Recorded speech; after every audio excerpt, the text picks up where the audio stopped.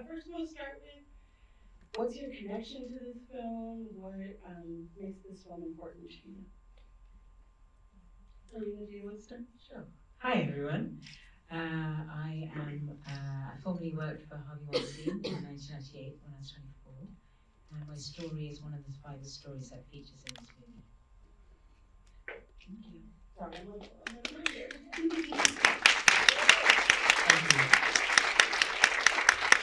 I interviewed to be Harvey's nanny in 2008 and was assaulted, and I was already an actor. I had just moved to New York, trying to transition from theater into film and TV, and kind of changed the entire course of my life, and kept going, kept creating, but it's been tough, and actually since coming forward, I've also dealt with some retaliation, so getting to be a part of this film was a real gift, getting to do what I love, but also helping to tell this incredibly important story.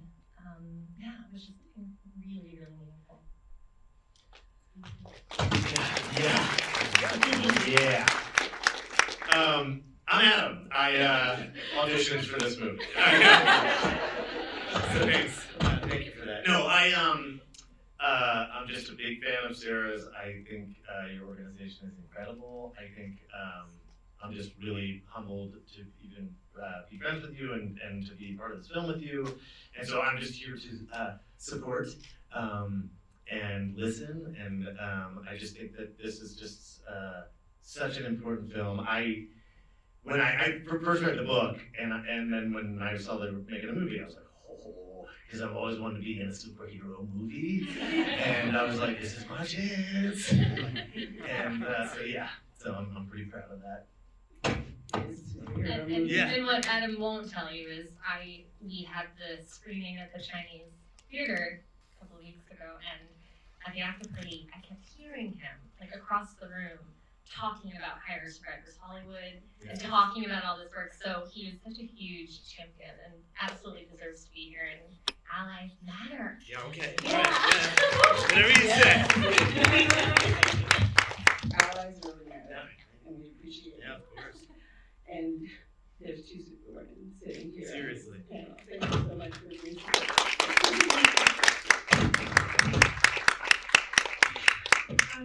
Sarah, I would really love to hear about the work of having survivors in this film, and I know that that's the main mission of Hire Survivors Hollywood, and I really want to hear about your involvement in not only getting yourself, but advocating for other survivors to be in this film. Yeah, like Adam, I had read the book and thought it was so compelling. I mean, obviously I've read the pieces of journalism. They are what encouraged me to come forward, and I was really excited when I found out the book had been optioned, that it was going to be turned into this film, because it's really cinematic. It's a really dramatic, empowering, important story. But when they announced casting, I was like, oh my gosh, Carrie Mulligan is so amazing. They're going to be brilliant. I'm so excited.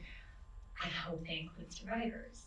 And you don't know from reading in Deadline what people are doing behind the scenes. So I don't know what possessed me, but I called the Universal Switchboard the day that was announced, and not for my own benefit. I called and I wrote an email and I just said, I think this is a great opportunity for Universal. I think this is a great chance for Weinstein survivors to be included.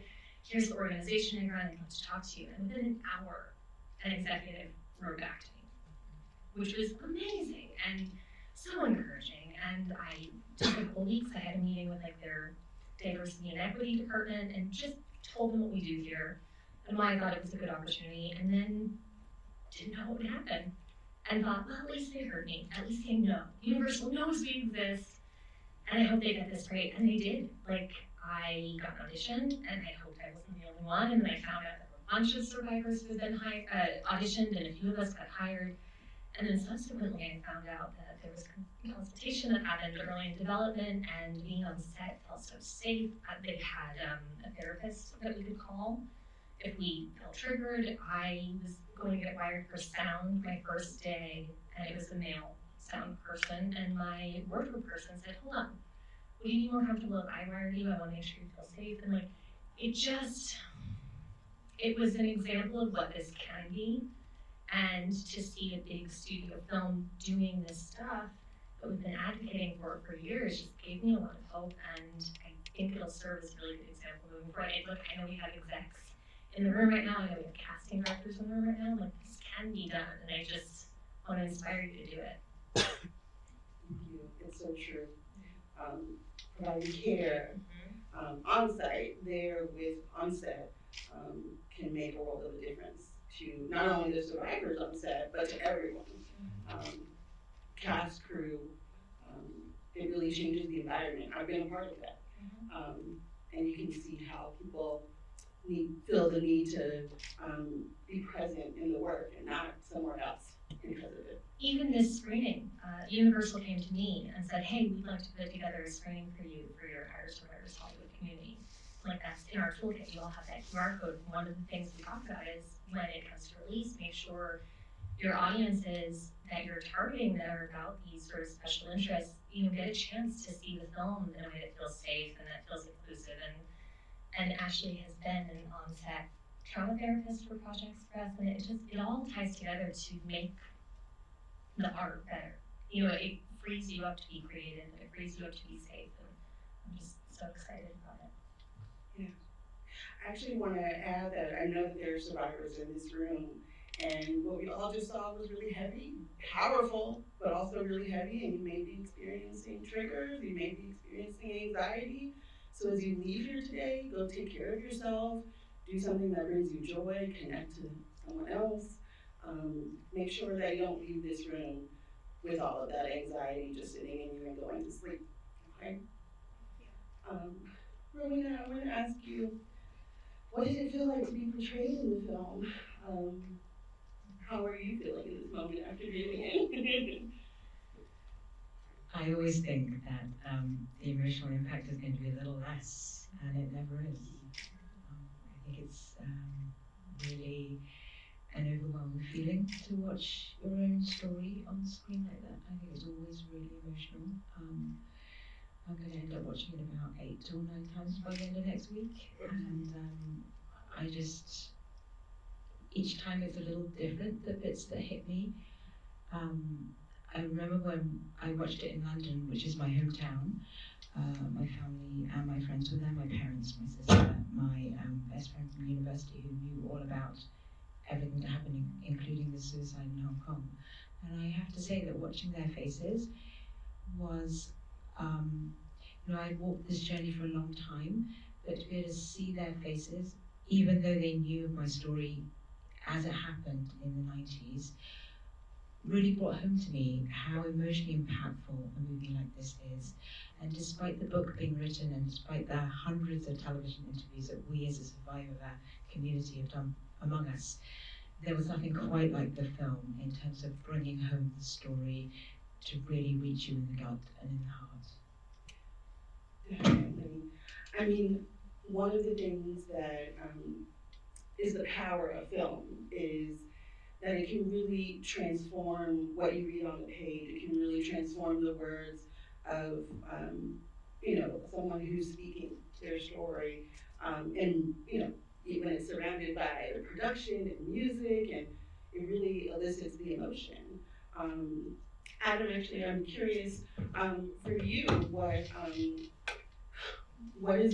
how did this being in this film have an emotional impact on you? Well, I mean, one of the cool things about this film is, it was a real female-led, to have like top, my wife was always on, she was on Scandal for a lot of years, and it was sort of from the top down, they're all women, and she just would come home and just be like, that is the greatest set ever, and it's the greatest group of people I ever worked with, and then I got to this end, it was just, from Maria to Edie to like all the writer and the director and the actresses and the leads, and then even my part, like I'm getting to play a role that so many actresses have played for so many years, which is just the husband to the lead character, right? And I was like really excited for that opportunity. I was like, oh wow, I can sort of represent, tiny way, a seismic shift in storytelling, like that this is coming from the women's perspective, and there's so many women on the film. So it just, like I said in the person. It's just a really humbling thing to be a part of. And then of course, that all my scenes with Zoe, and so like she's just so good that I got to kind of have fun with it. And that was one of the things I think I was just so nervous about. Was like going onto the set was like, hey, what's the vibe every day, like making a movie like this? And we were constantly being reached out to by production with a reminder that there was a therapist on call and that there was all this support and stuff. So for me, I was just like, really do a lot of comedy. And like, I was like, oh, I wonder what it's gonna be like. And it was just so comfortable, like you said. And that Zoe and I were just able to really play and have fun with those scenes. And it was just a really amazing experience. And then to see it come together the way it did, it's like you said, it's just so impactful, and it's so important.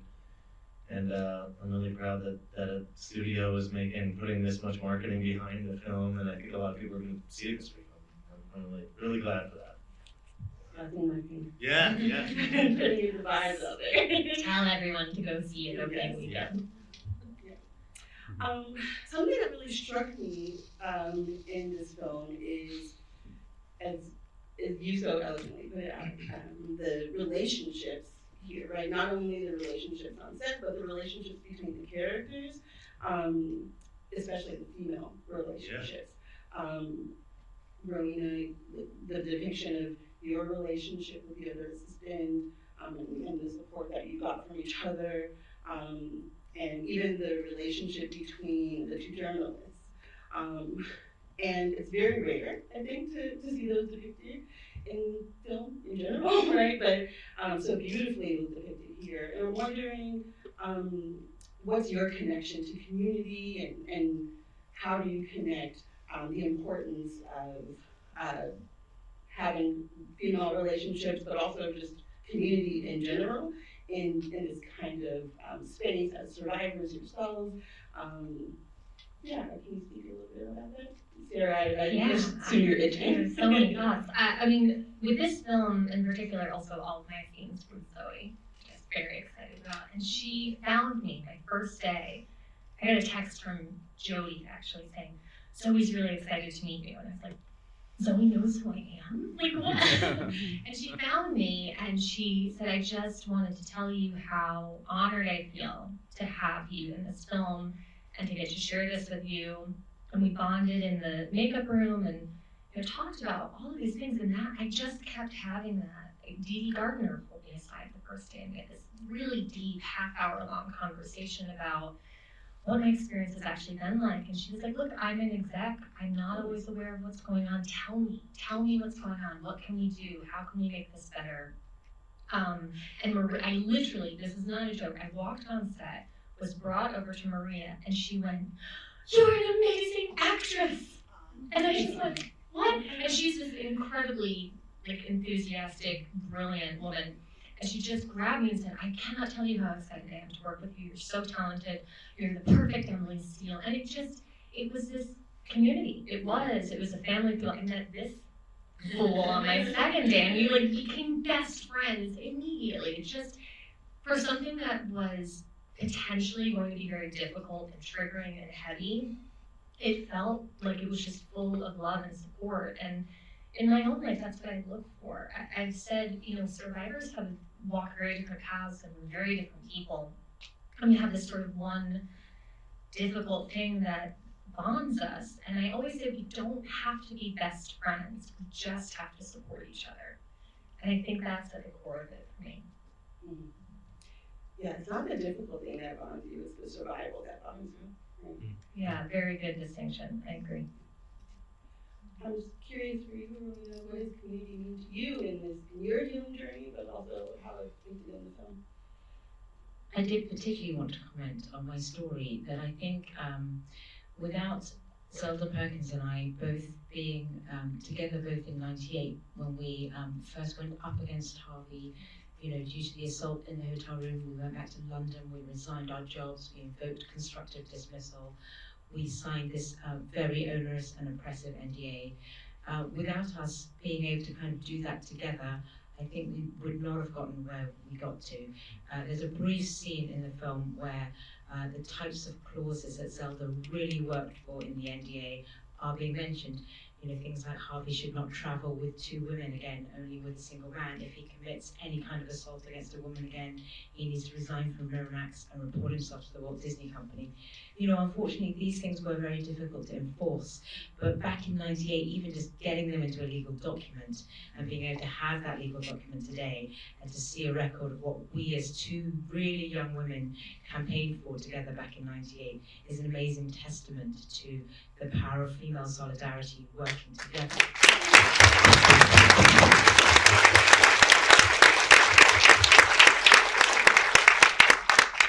Solidarity is so important, and I've seen it as a therapist and in my work at Women in Film, how community sticking together, sharing your story with each other can be really transformative. And that scene where she's breaking down the closet, that's the way that the closet is, that's the way that community can work actually, right, to build accountability. I guess I'm curious, for all three of you, what does accountability mean to you in this space? I have thoughts. I think sometimes it's situational, right? But I think the first step of accountability is actually owning what you've done and making a true apology. And I feel like those two things are so simple, but are missed by like 90% of people who perpetrate harm. And, there are these phony conversations about cancel culture and all this worry about, people being held too much to account. And it's the opposite. What happens is most people at most will put out some sort of PR non-apology and hide out for a year and then start working again. Whereas the survivors and the silence breakers and the people who've been harmed are actively retaliated against, actively kept from working, have had so much psychological and physical and career and financial damage, and nobody's worried about us getting canceled, right? So I think accountability, first step, owning it, apologizing, and then maybe sometimes just going away, Someone like Harvey is a serial abuser, did it for 30 years. There's no reason for someone like him to bounce back. Somebody who has caused harm and has actually realized that they've done something wrong and wants to rehabilitate themselves can work towards that. And maybe there's a point in time where they do bounce back because they've done that work. I don't believe in our current carceral system. I think there's a lot of problems with it. I think it's imperfect. I think justice looks like a lot of things to a lot of people. But owning the errors, owning the harm, and trying to make amends to the community that you've harmed, I think is sort of the baseline for everybody. Snaps to applause. I'll take it. So, one thing that I hope that the movie makes very clear is that the Me Too movement is not just about holding individuals like Harvey Weinstein accountable. We are holding Harvey accountable, but as well as that, it's really important to hold the system accountable. Harvey was able to get away with what he did to Zelda Perkins and I and to many other survivors over 30 years, which is staggering, because he had a system of enablers that allowed him to do that. There's accountants, there's lawyers, there's his brother, there's a board of Merriman, and I think that some of those other characters in the movie who were protecting Harvey, not just men, because there was Lisa Bloom, those that enabled Harvey for decades to get away with what he did. They turned a blind eye, they said it was extramarital stuff. That these people need to come to a reckoning as well. They need to be held accountable too. So it's a dismantling not just of, this is not about putting Harvey in Rikers for the rest of his life. We certainly hope that will happen. But this is about making a different system for Hollywood, for the film industry, for the other industries that have been affected by toxic masculinity, to make sure that, we're always going to get people who want to abuse power. If we work to dismantle the system around them that allows them to get away with those abuses of power, then I think we work some way towards redressing the balance between those that don't have the power and those that hold the power. Amen.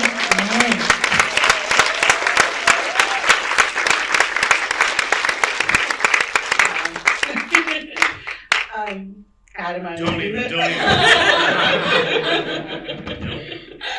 Well, I do want to know, especially as a man, and Yep.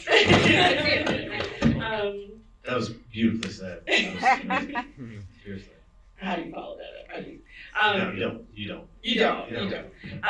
But I want to Yeah. ask you about what does accountability mean from your perspective as a man in understanding your role as an ally, as a bystander, as in many ways.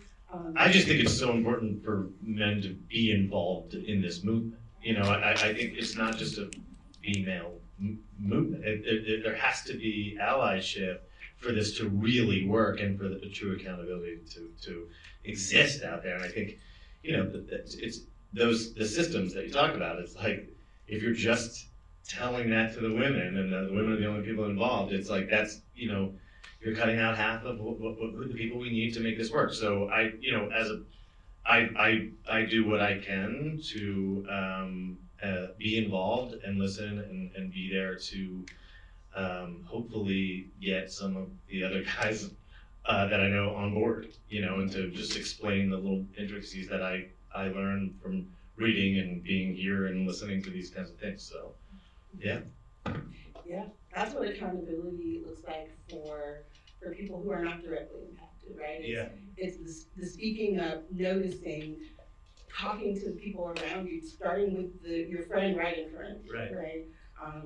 Those are the steps to be an ally, even if you aren't a survivor yourself. Yeah.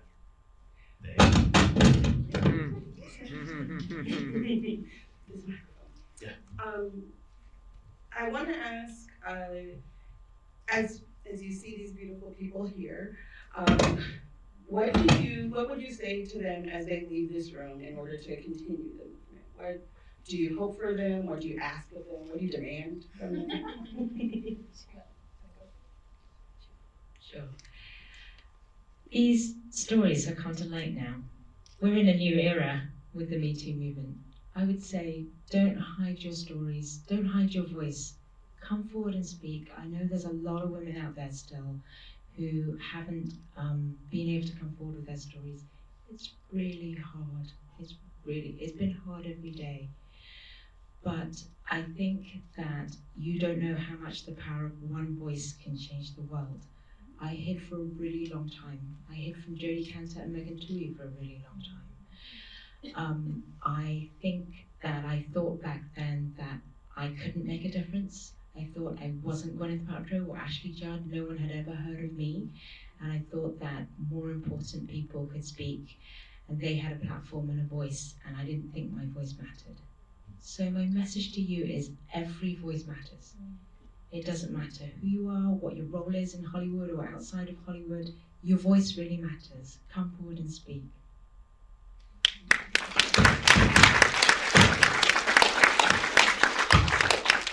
Because I know the makeup of this room and because I know why we're here tonight, I just want to ask everyone here who has any kind of power, either in this industry or another industry, to take some tangible action. Like, there are really, really simple things all of us can do to make sure that our work environments and our communities are more equitable, more safe, more inclusive. And like Rowena said, we all do have power. We all do have the ability to really change things, whether that's you sharing your story as a survivor with someone you trust or with the press, whether that's you as somebody who's in a position to hire people to make sure that those barriers to entry for survivors and other marginalized communities are knocked down, whether it's you, as somebody who maybe can pull your peers along with you when you see opportunities, when you see moments to grow and places where you can step in and push back against oppression when you see it, or abuse when you see it. You all really hold so much power. Look, 5 years ago, I was just me, living my life, trying to do my thing, and I read the New York Times piece, and 6 days later I shared my story. And then I felt like my career was being harmed, and I heard it was happening to other people, and I started talking about it, and now here we are tonight. I'm hosting this panel, I'm hosting this screening, I get to be in this film, We've consulted on almost a dozen films in the past 2 years, gotten, dozens of survivors hired and auditions and job interviews. I'm just me. I'm just a little person who cares about something. So I just want all of you to know that you hold so much power and so much strength, and come to us. We'll help you. We have the means to help you. We can help you make a difference. And I'm just so honored that you're here. Being here shows me that you want to help and that you want to use your power for good. So thank you.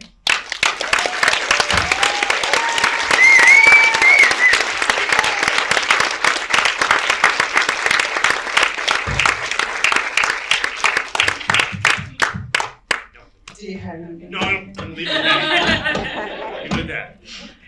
I'm just thinking someone's gonna kick us out or tell us we're out. The red light. Yeah. Where's my red light? I don't. Nick, what time is it? Oh, wow. My trusty British husband. Nick, oh, we gotta go. It's time to go. Thank you, guys. Thank you all so much. Thank you, Ashley. We are hosting a get together at Over Under, which is like literally a 2-minute walk from here in this same complex. So please come. We want to talk to you. We want to, get to know you better, and just thank you for being here. So thank you so much. I'm actually going to give the mic to my British husband, who's going to explain where Over Under is for anybody who's confused. Nick, take it away. Yeah, Nick. Hello.